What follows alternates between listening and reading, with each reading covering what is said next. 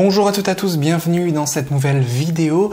Aujourd'hui, je voulais vous parler du mois de février, des transits majeurs pour le mois de février, quelques conjonctions et quelques dates importantes par rapport à certaines configurations propres à l'astrologie indienne qu'on appelle des yogas. Les yogas, ça veut simplement dire des combinaisons, des configurations particulières. On va voir dans cette vidéo les configurations relatives à la Lune et à Jupiter, qu'on appelle des Gaja Kesari Yoga. Faut pas que ce terme vous effraie, hein, restez bien sur cette vidéo. Simplement, c'est la meilleure configuration possible en astrologie, lorsque Jupiter et la Lune sont dans une relation angulaire, c'est-à-dire quand la Lune est en relation 1, 4, 7 ou 10. 1, c'est la conjonction, 7, c'est l'opposition, 4 et 10, ce sont les carrés. C'est, en astrologie indienne, les meilleures configurations possibles. On va voir quelles sont ces dates précises pour Jupiter et la Lune, et puis on verra des choses un petit peu moins gaies en fonction de Saturne et de la Lune. Donc, comme d'habitude, vous pouvez télécharger la petite fiche récapitulative, vous retrouverez les dates. J'ai essayé de faire par ordre chronologique, c'est-à-dire on commence le 1er février, on finit le 27 ou le 28. Voilà. Donc on commence avec le mois de février, on commence très bien avec un Gaja Kesari Yoga justement, Jupiter dans la constellation des Poissons et la Lune dans la constellation des Gémeaux. Donc il y a bien un rapport angulaire ici. Du 1er donc au 3 février. Alors j'insiste, cette configuration va surtout être importante pour les gens qui l'ont dans leur thème natal. C'est-à-dire toutes personnes qui ont Jupiter et la Lune en conjonction, en opposition ou en carré. Voilà, c'est aussi simple que ça. Et donc c'est favorable pour lancer des initiatives, pour lancer des projets, pour vraiment réussir dans les choses. Si vous avez, je sais pas, vous êtes formateur, vous avez une formation à lancer, faites-le à ce moment-là. Si vous avez un projet, faites-le à ce moment-là. Si vous voulez lancer quelque chose, faites-le à ce moment-là. Si vous avez peur de faire quelque chose que vous attendez, eh bien attendez ce moment-là et faites-le. Voilà, c'est vraiment le bon moment. 1er février au 3 février. Le 4 février, attention, on a quelque chose d'un petit peu plus difficile. La Lune, qui va se retrouver certes chez elle, dans la constellation du Cancer sidéral, mais au carré des nœuds lunaires.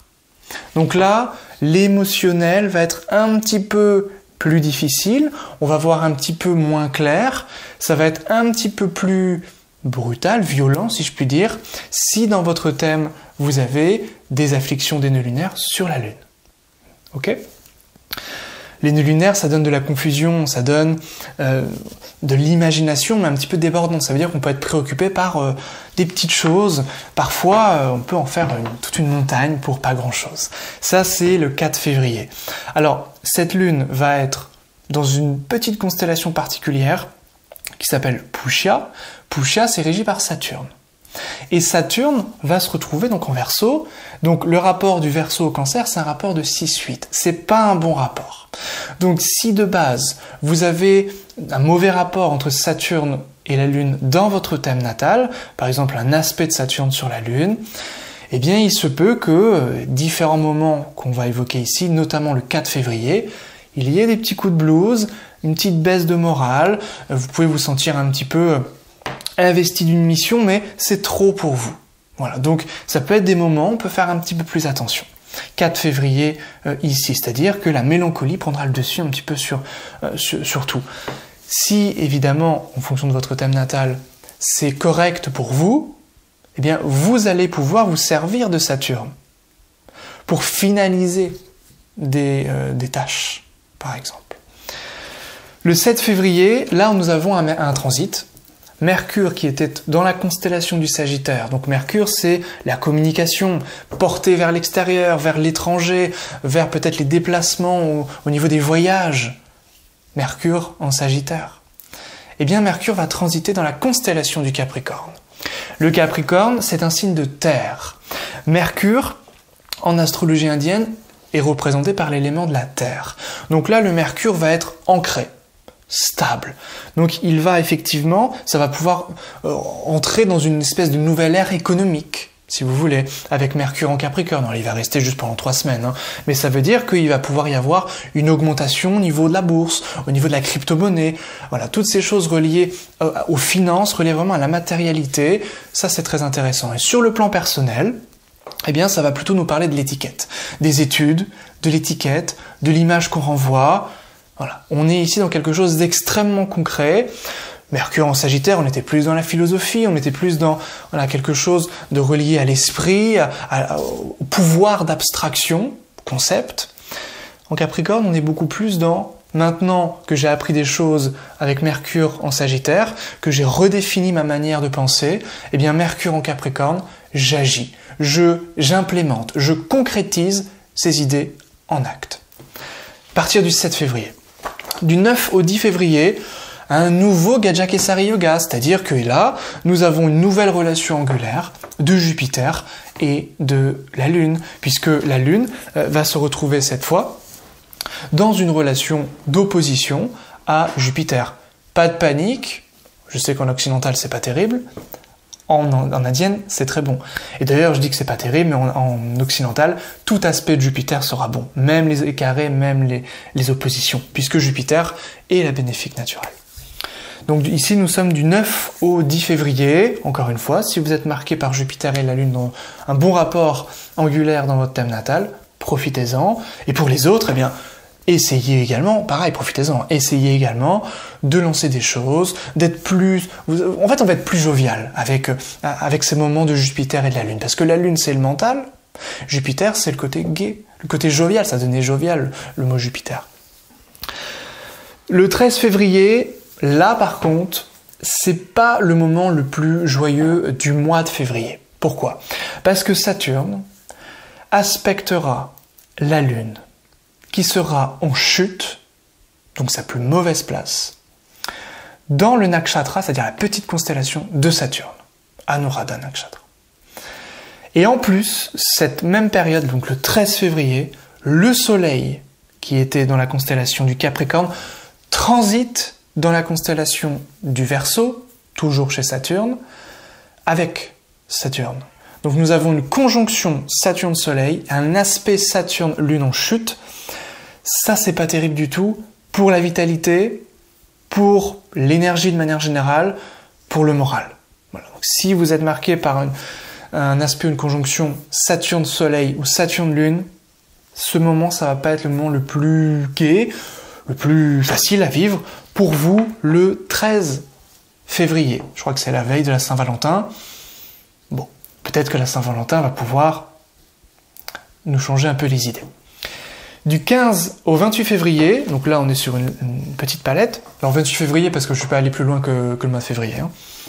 Vénus, qui était en conjonction à Saturne, en Verseau. Donc ce sont des planètes amies. Hein. Donc là c'est plutôt bon. Ça va plutôt nous intéresser, voilà, à approfondissement de l'histoire reliée à l'art, approfondissement de la connaissance de l'autre. C'est des bonnes choses, Vénus-Saturne, en Verseau. Mais là, ça va être encore meilleur. Pourquoi? Parce que Vénus va être en exaltation dans le signe des Poissons, la constellation des Poissons, avec Jupiter, la grande bénéfique. Donc là, les deux planètes humides, Vénus et Jupiter, vont fusionner dans le signe des Poissons, le signe de l'unité, signe de l'amour avec un grand A, signe de l'imagination fécond. Et ça, c'est très très intéressant, à partir du 15 février. En Verseau, on est plutôt dans la relation aux autres, l'approfondissement de ces relations aux autres, du bien-être, comment faire plaisir à sa clientèle, comment faire plaisir à ses amis, en approfondissant la relation, par exemple. En approfondissant des échanges aussi, de manière philanthropique, Saturne-Vénus, ça c'était avant le 15 février. Et à partir du 15 février, on entre en Poisson, avec Jupiter, dans quelque chose de plus artistique, mais j'ai envie de dire plus mystique encore. Beaucoup plus mystique.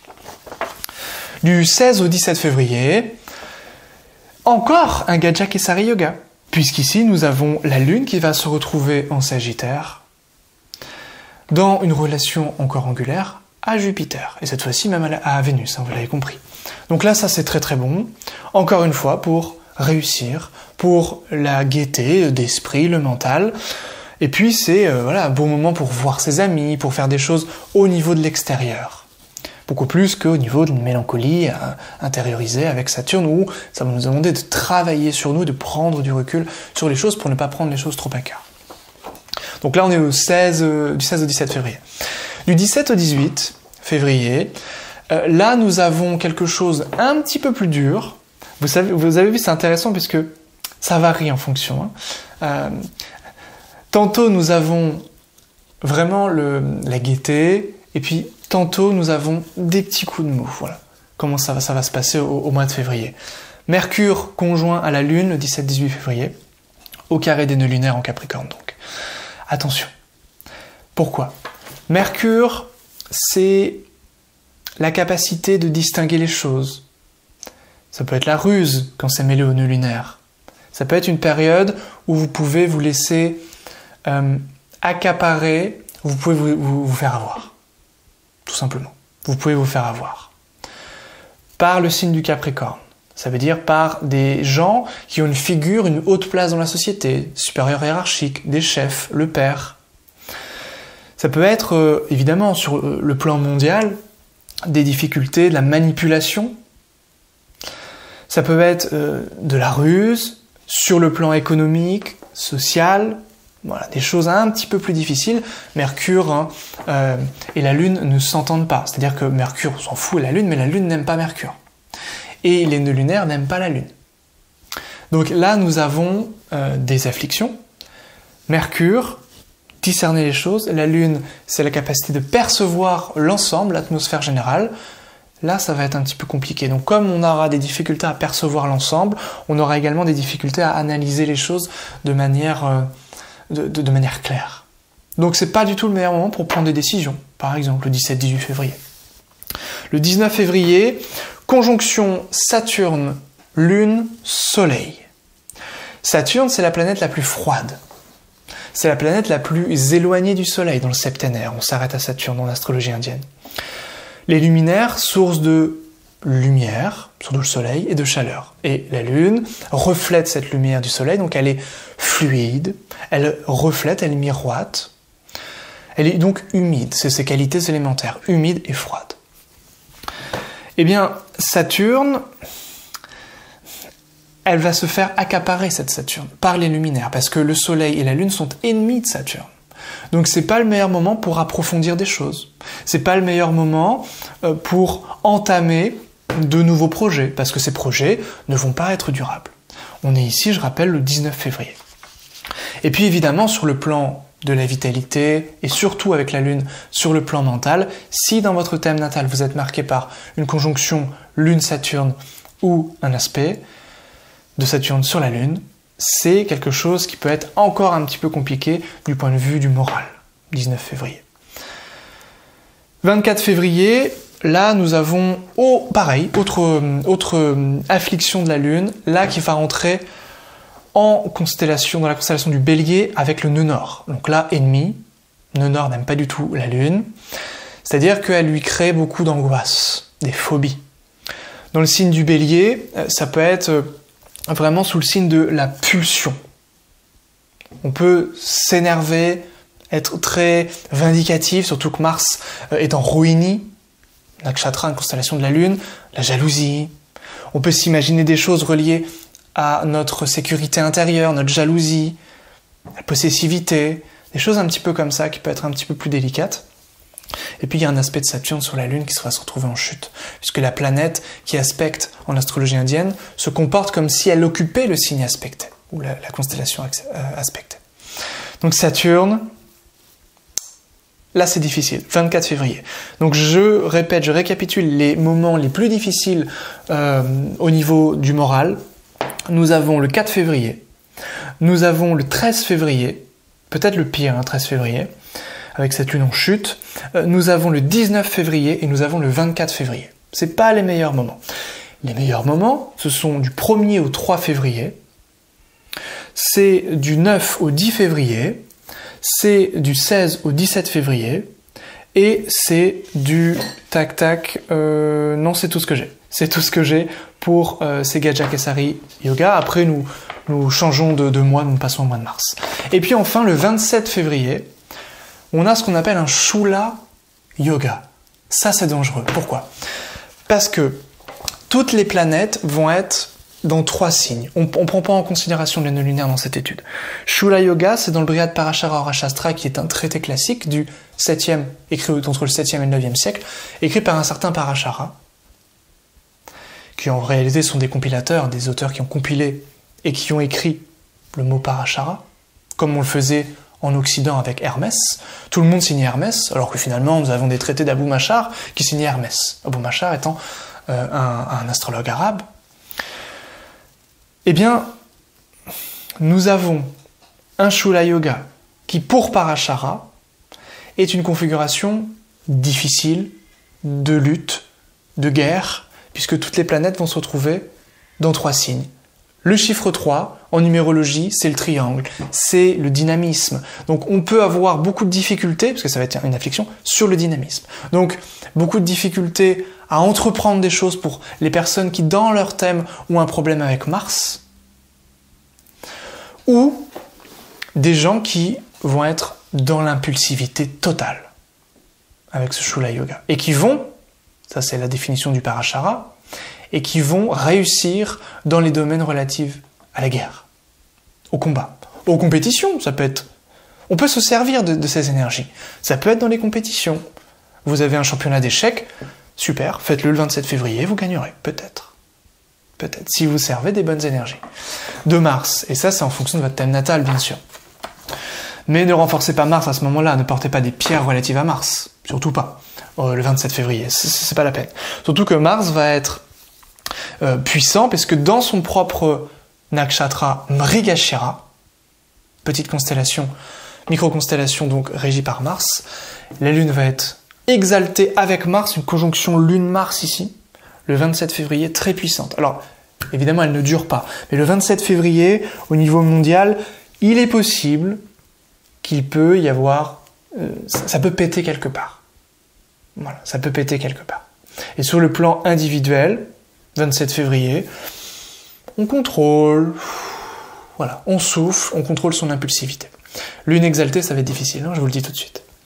Voilà les grandes lignes pour février 2023. Si cette vidéo vous a plu, parce que c'est la première fois que je fais des petites prédictions ou prévisions plutôt au mois près, n'hésitez pas à me le dire. J'ai pas trop parlé des nakshatras parce que je le ferai dans 2 prochaines vidéos et j'ai pas envie que cette vidéo dure trop longtemps. Si ça vous intéresse, vous pouvez télécharger la petite fiche et on se dit à bientôt pour une prochaine vidéo. Bye bye.